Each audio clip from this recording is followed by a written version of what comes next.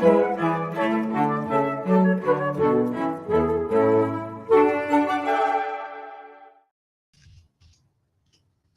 ladies and gentlemen. It's our chess show on Pod TV. My name is Sasha Star, and we have today our distinguished guest, International Master of Chess, Professor Ken Regan. Welcome to the show, Ken. Thank you very much for having me again. I'm back in my Always, office again. always our pleasure. And so there are a lot of continuation of all the strong online tournaments. And there was actually published, from what I understand yesterday, extremely interesting interview Kramnik gave to Caruana and Chirilla. And we will discuss it at length next week for sure. So we will see not only the complete interview, but also the reaction, commentaries, opinions, and many other things. But interview is quite interesting. That the main thing, what I can tell you, is that Kramnik had almost a mathematical model of expected results of various players, and he is taking. He's taken an example when, say, a grandmaster of, say, 2500 level, and he took five top people in chess. Four people he took naturally: Carlsen, Nakamura, Caruana, Grishchuk, who is a very, very strong blitz player, because there is only blitz discussion about blitz play. And he joined that group as number five, which he admitted that he is not playing blitz on the same level as these four people, but his level of play generally and understanding of chess is still at the highest level. And although he's not using pre-move, that is an important part of especially 1 minute bullet games. And what he noticed, for example, this 2500 player, what level he expected of him to play? He's taking a level of this top GMs like Carlsen, Nakamura, and so on, as 90, although sometimes they're playing even at the level of 93, and 100 is the top. So 93, even sometimes 94 or so. He's using the CAP score on chess.com. Absolutely, yes. He told us that. So he's taking, okay, so 90 is approximately a level of these players.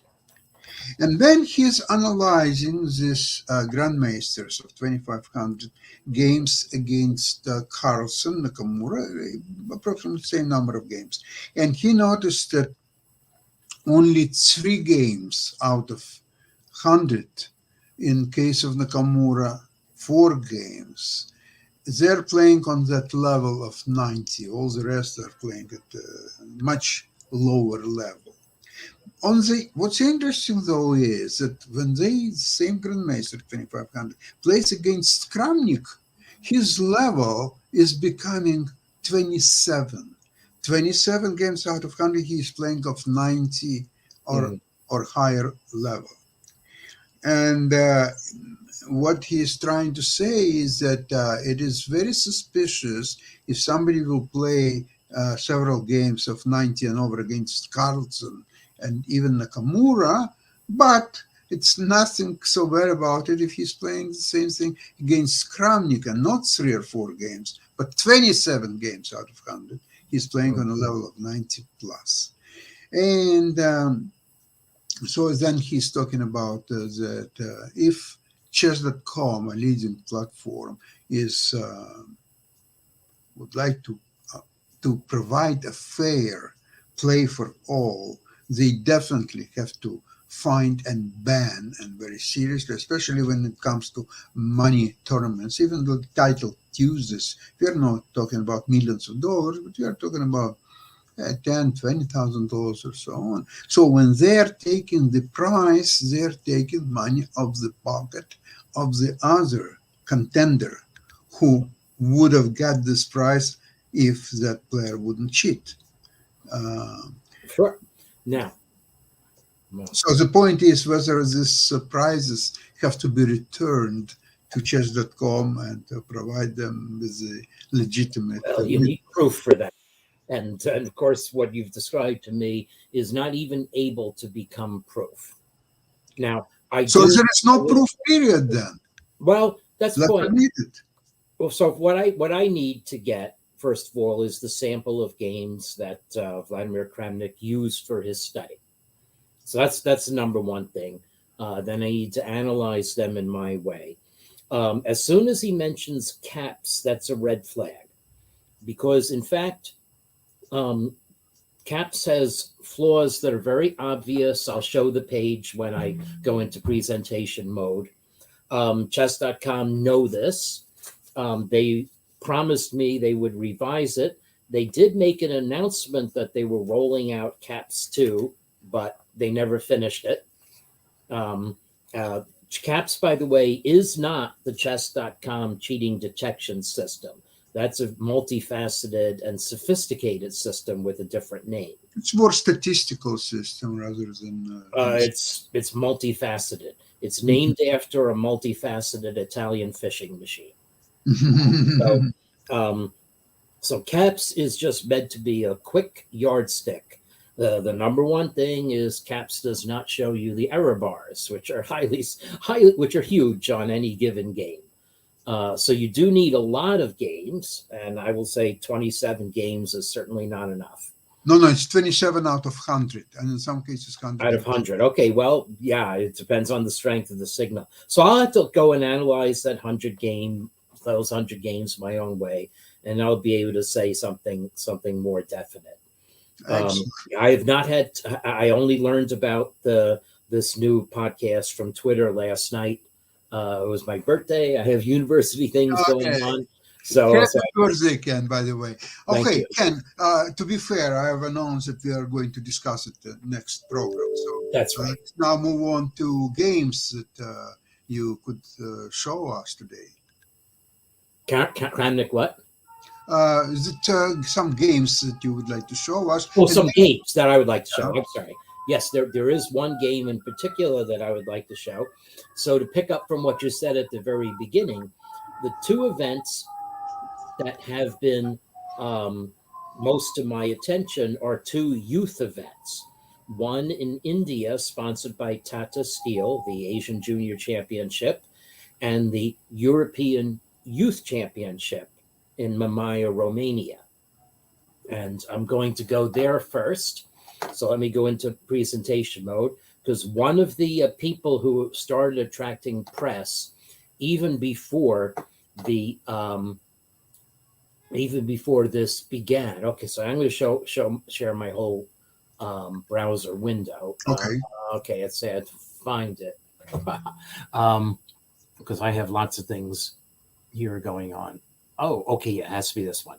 Okay, so is Amar Elham, or Elham Amar, I should say, is his name, from Norway, up and coming new player. And I'm going to show you his win in round 7 of the under-18 section of the European Youth Championship.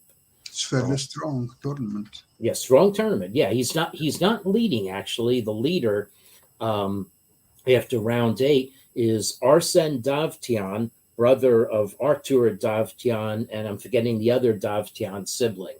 Wow. So, and it was Artur Davtyan who had a meteoric result in the European individual at some point. But I want to show this game because this game has a very curious theme that I dreamed of as a kid. So I like the end game, was rather unique about that. And I like the idea that I might be winning in the end game after only 5 moves. And in this game, Elham Amar proves my theory. Okay, so this is a textbook illustration of how to win a game with the structure you get after 5 moves. So it's a Caro-Kann, and black plays the knight f6 move. Okay. And now black can take with the G pawn, and we get a very complicated, enterprising game.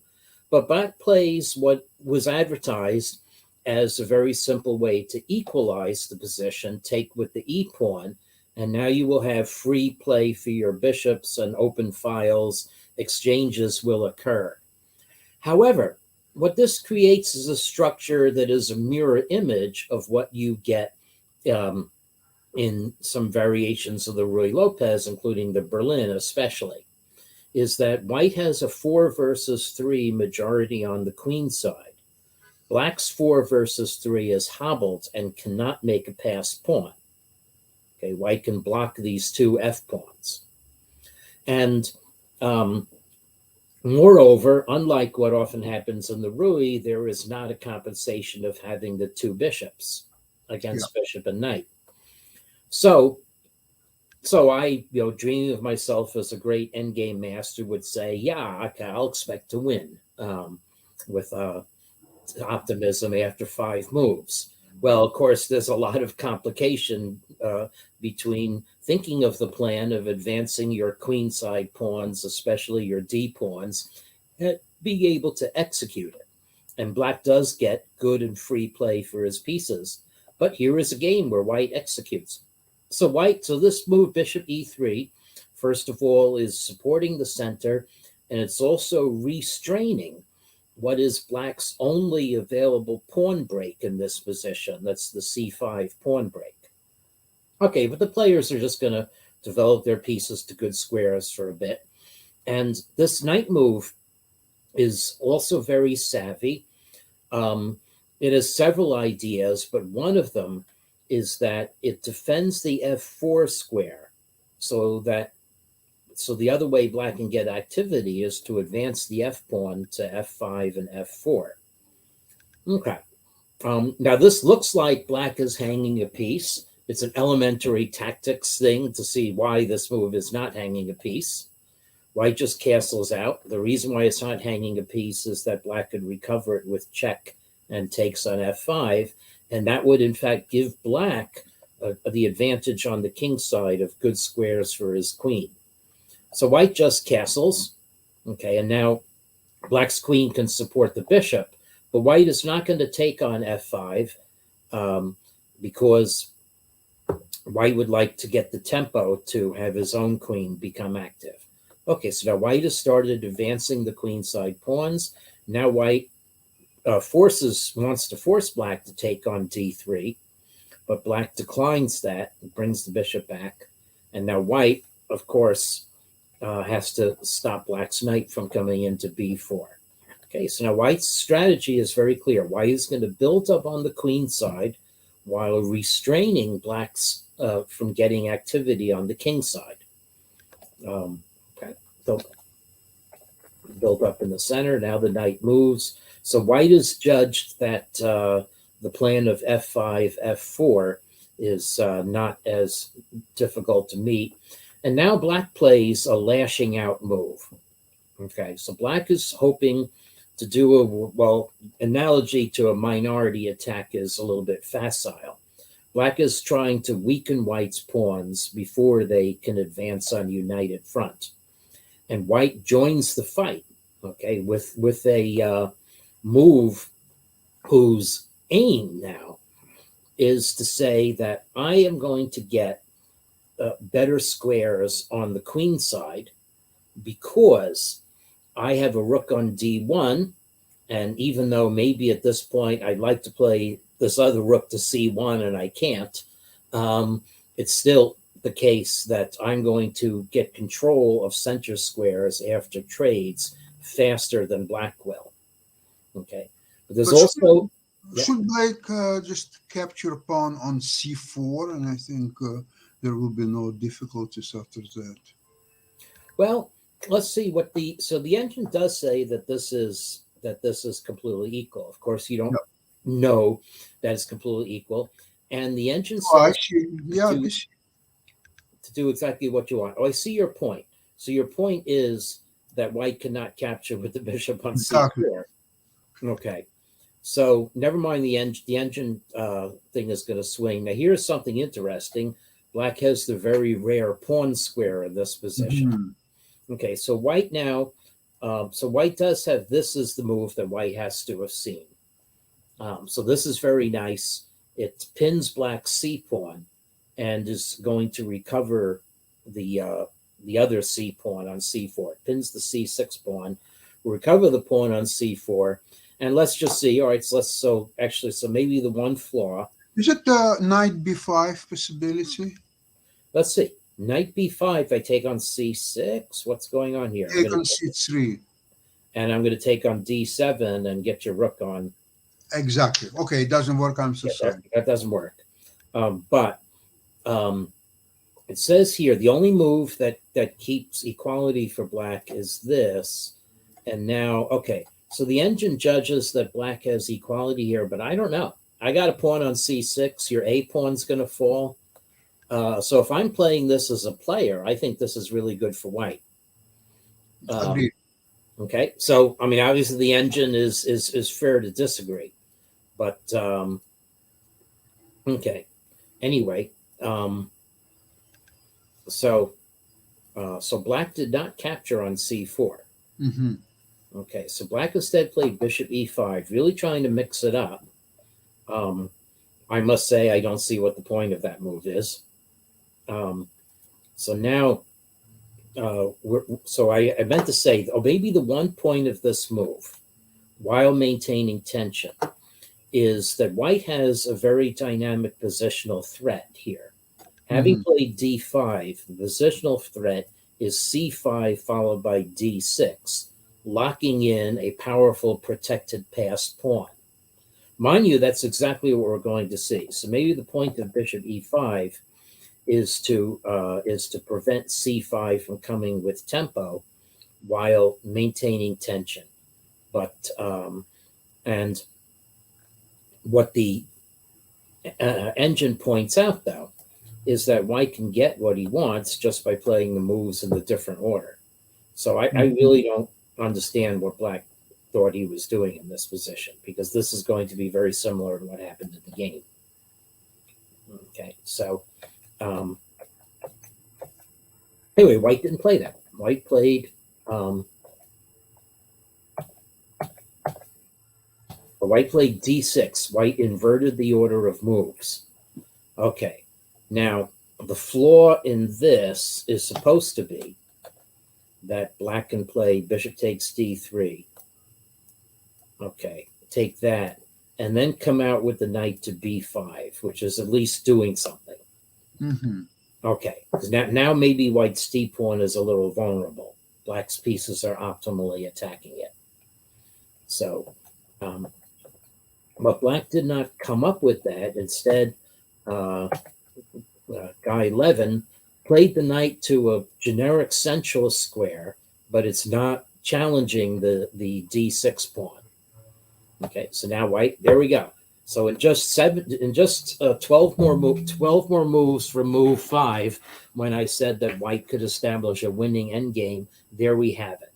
Now, it's not just the engine of Val, it's that white now has a really solid advantage. And it doesn't matter if black is going to get a little potential activity. Okay, so long as black isn't delivering checkmate, and clearly he's not, whatever activity black will get will eventually be neutralized, and then this pawn on d6 will be a bone in the throat and will basically establish white as winning any reduced endgame. I don't even think black can hold a generic rook endgame in this position. Simply because king and pawn endgames are lost, white can oppose rooks, and black can't prevent white's rook from coming to e7. Yeah, almost any endgame is lost due to the d6 protected posture. So it's impossible to use it. Yeah, so now white just has to execute. Okay, so black captured that knight. I don't see even why black even wanted that knight. That knight was not doing anything threatening to the black position, or taking it as not allowing black to gain any square that I can see in this position. So the black retreated. This is resignable for black, frankly. But let's just see how white finishes it off. Okay, so white plays a4. So that's already a more ambitious move than b4, which is actually b4 is what the computer is recommending. So, but this is going to say, I'm going to actually give you a terrible choice. Either you're going to allow me two connected passed pawns, or I'm going to expose your A pawn as a weakness. My B pawn is a weakness, but your knight is not participating in the battle on the queen side, whereas my bishop can go to d4 and defend my B pawn. Then I can gang up on your A pawn. So, and you'll see it is, in fact, pretty much exactly what happens. So black took with the rook. If you took with the pawn, then you're allowing white to, well, white just crashes through with c6 and d7 already queening. So, okay, so black has to take with the rook. Now white, ooh, yes, this is nice. So this is a nice tactic. So black probably really had to just retreat the rook. But well, rook d5 is the best move. But this is a nice tactic. And so white, if black takes the queen, then white will take black's rook and have the two connected. So now white won that pawn and guarded the rook at the same time. So now we've got a queen ending where black is just down a pawn. And although queen and knight usually cohere better than queen and bishop, this position really just doesn't matter. White just plays to restrict black a little. So this now black can't take the bishop because of checkmate on d8. Now black can't take the bishop for an even more instructive reason. White queens the c pawn. What c pawn do you mean? Well, the c pawn that I mean is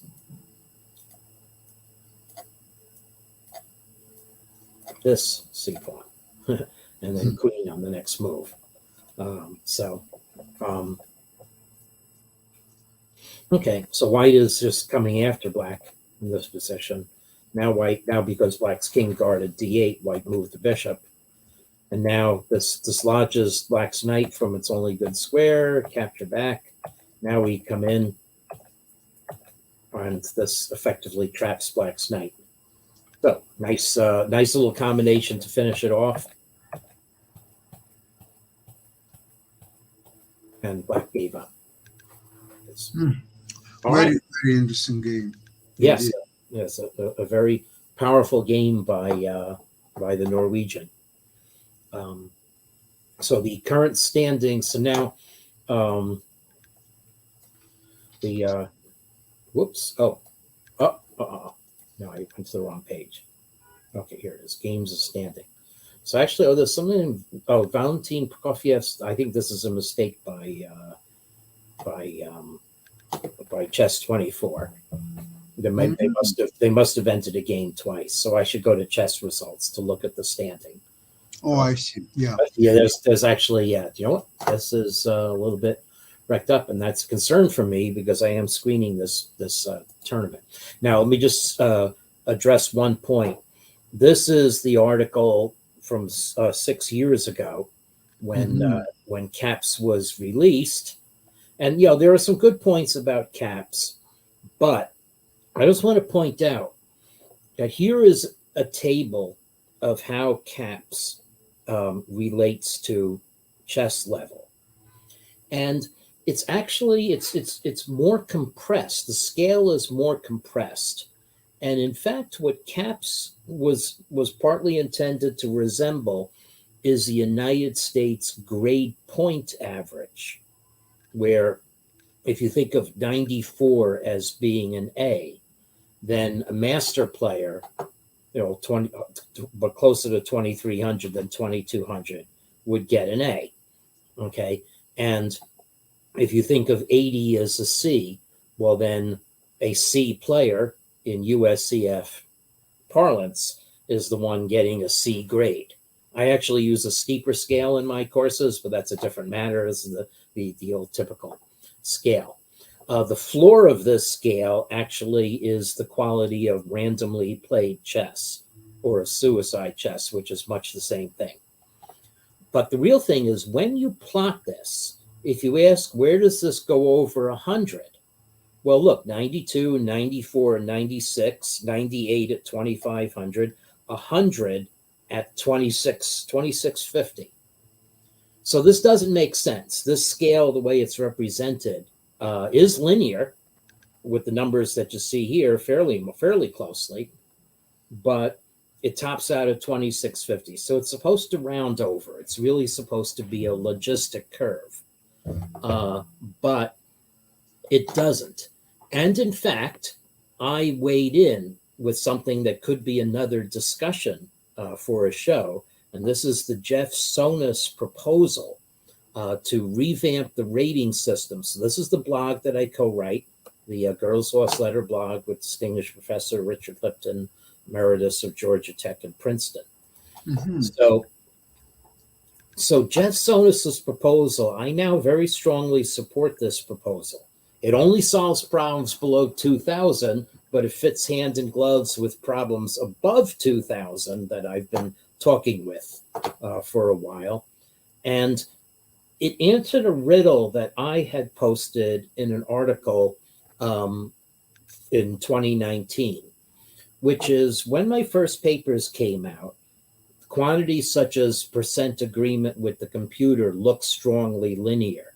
But I was only using data from 1600 to 2700 because in the year 2010, 2011, that was all the reliable data you could get. Now we have a lot more data, both at the elite level and of the weakest levels.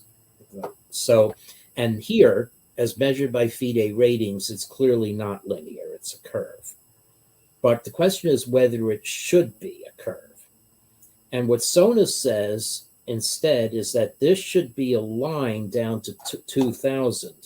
And these ratings are off because of other issues in the rating system. The rating system has become stretched out, too stretched out below 2,000. And here's Sonas's evidence, which is that weaker rated players are scoring higher than the theory of the rating system says they should. If you apply Sonas's fix, then things are pretty close.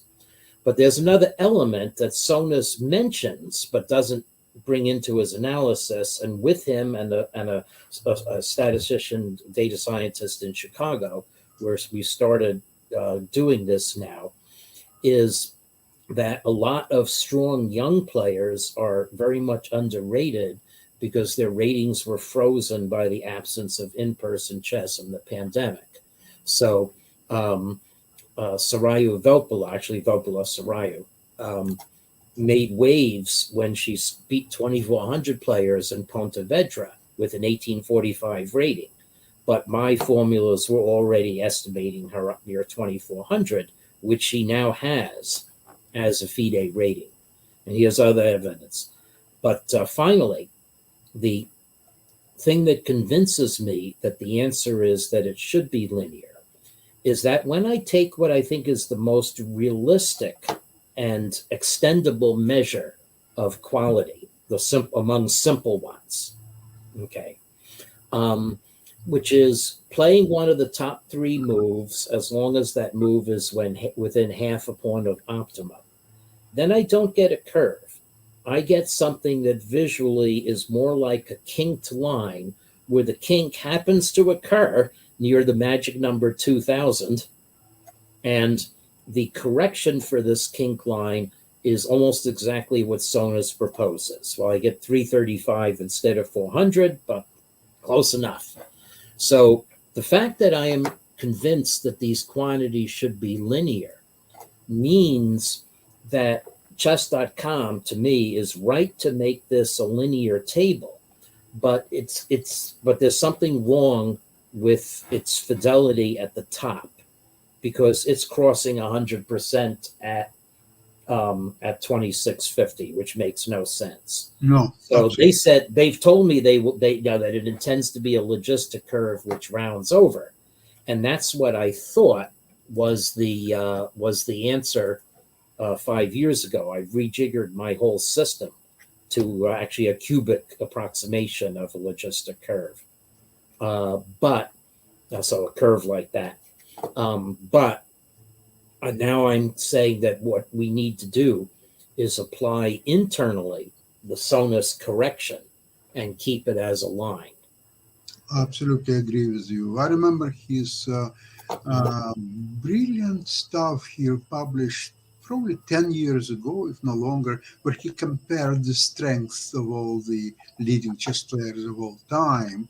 Mhm. And there are some brilliant thoughts in that. I think it's available on the internet. I think one can Well, find. yes, there's the Guide Bracco study, which was done in a very preliminary manner. I've basically reproduced, with more in-depth analysis, more processing power, more games, but not differing in kind from their conclusions. Yeah. Well, I think slowly chess.com, as a leading platform, there is nothing that is comparable to that. They should take probably more serious, even scientific approach to casual games, and especially Title Tuesdays and some other events. And Kramnik actually questions the idea that people at the very top will less likely to cheat than average players. Because he's himself is one of the top players. Still, he's not playing professionally anymore. He just enjoys game, but his level of play and his understanding of the game is still on a very, very high level. And just a few days ago, you remember his match with Hans Niemann, where he lost game in 2 moves. He played with the black e4, f6, and d4, g5. Yeah. And the result. Happy with the internet's reaction to that original accusation, because the people, not me, who analyzed that game got it right. And a lot of the commentators got it right. A definite change from a year ago. Yeah. It looks like I'm going to be dragged in anyway now. So Yeah. we'll see what happens by next week. Ken, thank you so much for today's program. We'll see you same place, same time next week. Have a Okay. great week. Yeah. And one more time, happy birthday to you. Thank you very much. 64, the chess birthday. Okay. Great. All right. Yeah. Bye-bye. Bye-bye.